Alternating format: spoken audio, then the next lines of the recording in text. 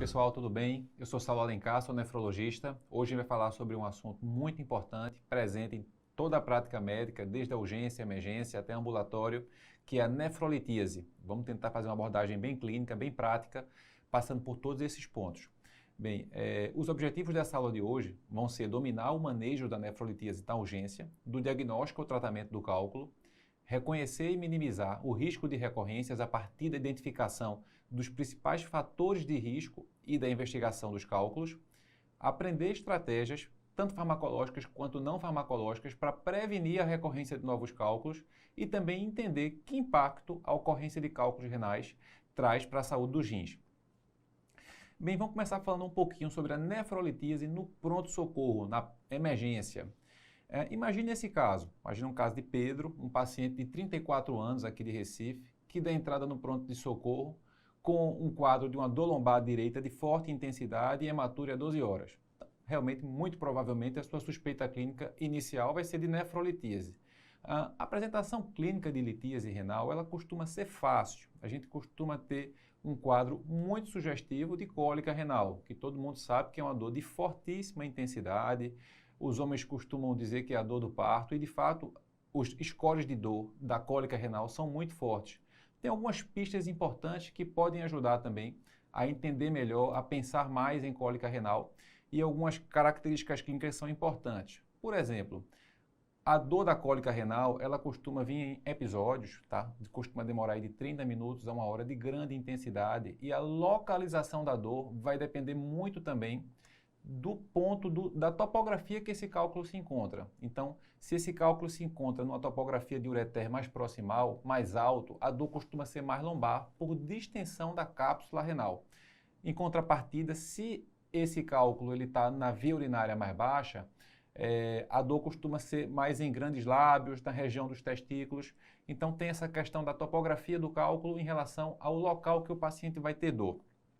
Uma outra coisa que a gente vê com grande frequência, aí em mais de 90% dos pacientes, é hematúria. Hematúria por conta de realmente lesão de vasos no processo de migração do cálculo e isso, como eu disse, ocorre em perto de 90% dos doentes.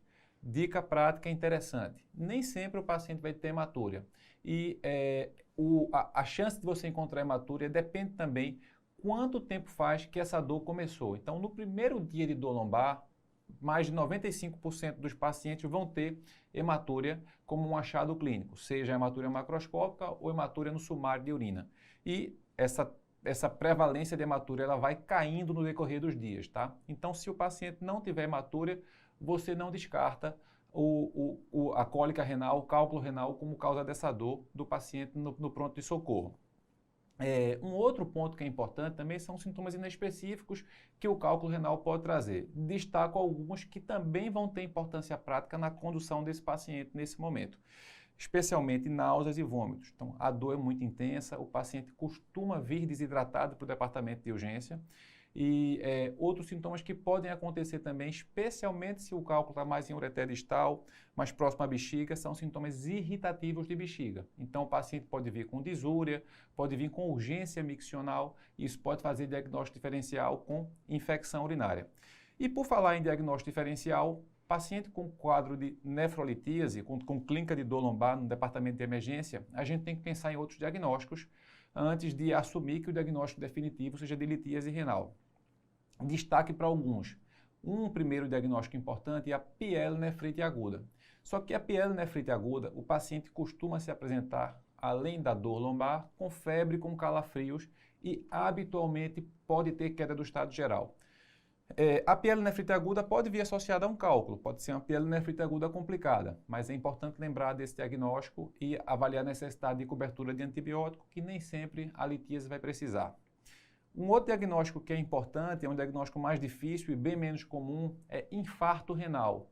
Mas queria deixar essa dica desse diagnóstico diferencial também, do infarto renal, especialmente em pacientes com fatores de risco para fazer infarto renal, que são pacientes que tenham trombofilias ou pacientes que tenham arritmias, em especial a fibrilação atrial, com maior risco de embolizar para artérias renais e fazer áreas de infarto. No caso do infarto renal, a tomografia sem contraste, que a gente vai ver daqui a pouquinho, que é um dos exames mais importantes na avaliação do paciente com litíase, no caso do infarto renal, a imagem precisa ser contrastada para o diagnóstico, tá? Então, são dois diagnósticos importantes. Outros diagnósticos também que são muito importantes de serem lembrados, mulheres jovens com dor lombar abdominal, lembrar de gravidez ectópica, revisa a história menstrual, mas habitualmente exame de imagem vai ajudar, mostrando líquido livre na cavidade abdominal. E por fim, um outro diagnóstico diferencial importante é abdômen agudo, mas abdômen agudo habitualmente não tem hematúria e a dor costuma ser mais abdominal e topografia daquele órgão que está inflamado, apêndice, por exemplo. Vamos em frente e vamos ver como é que a gente faz o diagnóstico. Bem, a gente tem aí 3 exames que são mais acessíveis para avaliação do paciente com litíase. O primeiro é o raio-x de abdômen, o segundo, o ultrassom dos rins e das vias urinárias, e o terceiro é a tomografia. Vamos discutir um pouquinho sobre qual desses exames deve ser feito e quando cada um deve ser feito. Começando um pouquinho com radiografia de abdômen, orografia excretora. Bem, esses são exames que costumam ser mais acessíveis. A orografia menos, mas a radiografia de abdômen é um exame fácil de fazer, mas na prática é um exame com pouca sensibilidade e especificidade. Aí a gente vê 30% a 60% de sensibilidade com o raio-x de abdômen. Ele pode encontrar cálculos grandes, tá? Então, cálculos coraliformes, cálculos aí maiores do que 1 centímetro, mas ele acaba sendo um exame de pouca valia na prática da emergência, porque você pode ter falsos positivos e falsos negativos. Por exemplo, falso positivo, você pode avaliar um paciente com uma calcificação vascular ou um flebólito e achar que aquilo é um cálculo renal. Então, o raio-x de abdômen é um exame pouco usado na prática, tá? Aí vem a questão da ultrassonografia ou da tomografia. Não deixa de ser uma polêmica. O ultrassom é um exame que tem grandes vantagens. É um exame que tem acessível, via de regra, exame acessível, não tem radiação e você pode repetir. Em contrapartida, ele é muito limitado para pacientes que tenham cálculos distais em ureter distal. Ele não vê bem e também não vê bem cálculos pequenos, cálculos com menos do que 5 milímetros. Mas ele acaba ajudando eventualmente, porque ele pode identificar algum cálculo e ele também pode ajudar na identificação de hidronefrose. Ele pode aumentar a sua suspeita clínica de litíase quando você tem um ultrassom alterado. Lembrar que o ultrassom é um exame operador dependente, tá? Bem, o exame realmente mais importante é a tomografia, tá? É o padrão ouro, tem uma sensibilidade e especificidade elevadas, acima de 95% na identificação de cálculo renal, mas é um exame que tem radiação, especialmente porque você precisa eventualmente repetir muitas tomografias durante o tratamento de um paciente com litíase, tá? Como controle de tratamento, como pela quantidade de episódios de litíase que esses pacientes costumam fazer, tá? Mas enquanto a sensibilidade do ultrassom é em torno de 70%, a sensibilidade da tomografia ela é aí acima de 95%. Bem, algumas considerações importantes sobre a tomografia que eu queria que você levasse para casa quando tivesse considerando pedir a tomografia. Bem, a tomografia de fato é melhor. Como a gente falou, a chance de você dar diagnóstico com tomografia ela é mais alta e muitas vezes, depois que você pede uma ultrassonografia, você precisa pedir a tomografia para confirmar seu diagnóstico.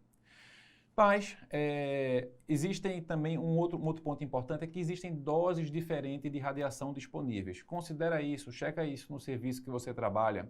Existem tomografias com baixa dose de radiação e com a dose padrão. Baixa dose até 4 milisievert. Muitas vezes essa tomografia não está disponível nos serviços. E aí você acaba fazendo a dose padrão. Para você ter uma ideia, um raio-x de abdômen tem 0,8 milisievert de radiação.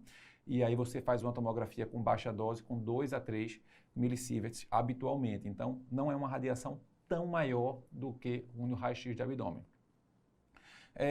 Só que a dose baixa de radiação, ela costuma ser melhor, porque tem menos radiação, claro. Então, assim, você pode repetir mais vezes, tem menos riscos adversos associados ao uso de radiação, só que ela tem limitações para alguns perfis de pacientes, tá? Pacientes obesos com IMC acima de 30, você perde a acurácia quando você faz tomografia com baixa dose de radiação. Então, isso é uma coisa que você tem que estar atento também. E também para cálculos pequenos, cálculos com menos do que 3 milímetros, eles podem causar dor, eles podem migrar na via urinária, mas podem não ser identificados com tomografia com dose baixa de radiação. Um outro ponto, a gente sempre fala muito em tomografia sem contraste para litíase, mas o contraste ele pode ser útil para casos selecionados. Às vezes acontece de você ter um flebólito, uma calcificaçãozinha dentro do intestino, que passa muito perto do ureter. E aí você fica na dúvida se aquilo é um cálculo, é um flebólito, e aí o contraste pode ajudar a definir bem o que é aquilo que tá aparecendo na fase não contrastada, se é um cálculo, se é um flebólito. E por fim, não custa lembrar que checa a gravidez. Nada mais desagradável do que fazer uma tomografia de abdômen e você encontrar lá um meninoma bem desagradável. Então, checa direitinho isso. Se puder, pede um beta, se for uma mulher jovem, antes de botar no contraste. Bem, então, para não ficar em cima do muro em relação à sugestão de investigação, eu vou trazer a recomendação da diretriz da Sociedade Europeia de Urologia, que foi publicada em 2021, que o ultrassom ele deve ser solicitado inicialmente e a tomografia para confirmação ou programação do tratamento, caso necessário. Bem, mas leve em consideração a possibilidade se você dispuser de tomografia de baixa dose, tá? Tem melhor acurácia com a dose de radiação mais aceitável, mas lembra das limitações para tomografia de baixa dose, pacientes obesos, cálculos muito pequenos. E se essa tomografia de baixa dose estiver disponível, de fato o ultrassom, sempre que possível, deve ser o exame inicial. Ele pode te ajudar a, por exemplo, excluir a litíase em exames completamente normais em doentes com uma baixa suspeita clínica de litíase, ou te ajudar a encontrar outro diagnóstico e tu poupar o paciente do exame com radiação. Vamos em frente. E como é que eu vou fazer analgesia na crise, né? Lembra que o paciente ele está lá, enquanto tu estás investigando, enquanto estás pensando, ele está morrendo de dor. Não pode deixar para fazer analgesia somente depois de ter feito toda a investigação diagnóstica. Já tem que realmente, na medida do possível, controlar a dor, porque dor de litíase é muito forte. E aí tem algumas coisas que são interessantes e que são importantes. Essa é a situação que o nefrologista mais gosta de anti-inflamatório. Anti-inflamatório na litíase, ele deveria ser obrigatório. Não digo que é obrigatório porque você tem que respeitar as contraindicações do anti-inflamatório, especialmente pacientes que já tenham doença renal crônica. Mas não tendo doença renal crônica, não tendo contraindicação anti-inflamatório, faça anti-inflamatório. Anti-inflamatório diminui a necessidade de doses de resgate de analgésicos, inclusive de opioides, tá? E tem uma eficácia de ação muito semelhante aos opioides em termos de controle de dor. Mas aí você faz associado anti-inflamatório com analgésico, a novalgina. Opioide não deve ser feito de rotina para todo mundo, depende do quadro clínico. Anti-inflamatório, na medida do possível, sim. Mas, muitas vezes, o paciente, apesar do anti-inflamatório, apesar da analgesia apropriada, ele continua com dor. Nesse caso, não tem o que fazer, tem que trabalhar para retirar o cálculo, porque se esse cálculo está impactado, causando distensão de cápsula, distensão de ureter e está causando dor, indicação obrigatória de tirar. Uma outra coisa que é interessante e que é prática, em relação à hidratação do paciente com crise de cólica nefrética. Deve fazer para todo mundo, ajuda a expulsar a pedra. A recomendação da hidratação na cólica nefrética é fazer se o paciente estiver desidratado. Não vai ser a hidratação que vai te ajudar a expulsar o cálculo, tá? Então, lembra que a gente disse que sintomas outros associados à cólica nefrética são, por exemplo, náusea e vômito. Esse paciente às vezes desidrata. Então, a hidratação entra por isso. Mas não porque eu vou hiperidratar para eliminar o cálculo. Beleza? Vamos em frente. Seguindo com o caso do nosso paciente Pedro. Pedro melhorou da dor com analgesia, fez o exame de imagem, fez uma tomografia. Ele tinha um cálculo de 8 milímetros em topografia de ureter distal com uma hidronefrose amontante, ou seja, na região proximal a esse cálculo. E aí vem a pergunta, é possível tentar uma terapia medicamentosa para expulsar esse cálculo ou esse cálculo obrigatoriamente deve ser retirado por via cirúrgica? Bem, e sim, existe sim medicamento para tentar expulsar cálculo. A Cicla, inclusive, tem medicamento que pode vir ajudar a expulsar o cálculo, mas tem algumas coisas que devem ser avaliadas antes de fazer a terapia expulsiva medicamentosa, a TEM. O primeiro lugar é a localização e o tamanho do cálculo. Cálculo em ureter distal com mais do que 5 e até 10 milímetros, ou seja, entre 6 e 10 milímetros, você pode tentar fazer. Por que não fazer em cálculos menores? Porque esses cálculos provavelmente vão sair independente da sua medicação. e cálculos maiores provavelmente não vão sair, apesar do que você vier a fazer. O mesmo vale para cálculo proximal. Cálculo proximal, ou seja, eles têm uma chance muito pequena de ser expulsos com terapia expulsiva medicamentosa, tá? Então, se estão impactados e causando desconforto, habitualmente precisam de procedimento. E com que eu posso fazer uma terapia expulsiva medicamentosa? As drogas mais estudadas são os alfa-bloqueadores, especialmente a tansulosina, os bloqueadores de canais de cálcio, aí entra a nifedipina e os corticoides. Quem é que tem mais evidência científica e melhores resultados? Os alfa-bloqueadores, a tansulosina com monoterapia, tá? Não precisa associar medicamento. Mas, antes de fazer terapia expulsiva medicamentosa, além de ver se esses critérios aqui estão apropriados, respeita as contraindicações. O paciente não pode ter dor ativa, né? Então tem que ter controle de dor. Ele não pode ter piora de função renal, tá? Especialmente se o paciente for um paciente de rim único e não pode ter infecção, tá? Então você tem que, no caso que isso aconteça, partir para um tratamento ativo de expulsão do cálculo, porque é uma contraindicação à terapia expulsiva medicamentosa. E aí, como é que a gente faz a TEM? Bem, os melhores resultados são com a tansulosina de 0,4 mg por dia. Aí tem a apresentação comercial mais conhecida, que é o Secotex. Às vezes é estranho, porque é um tratamento que é muito utilizado para hiperplasia prostática e às vezes as mulheres ficam na dúvida se vai usar quando lê a bula, mas nesse caso você usa para relaxar a musculatura lisa do ureter distal e ajudar na expulsão do cálculo. E aí você tem trabalhos mostrando com a tansulosina, nesse perfil de pacientes, uma maior taxa de expulsão do cálculo. Você pode aumentar aí em torno de 40% a sua chance de expulsão de cálculo quando você faz a TEM. Você tem menos tempo até a expulsão do cálculo do que quando você faz placebo. Em média, 3 a 4 dias o cálculo é expelido antes. Menor necessidade de uso de analgésico, mas aqui a gente reforça cálculos com 5 milímetros ou menos. Não tem indicação de fazer a TEM, porque os cálculos devem sair independente do que você faça. Bem, dando seguimento.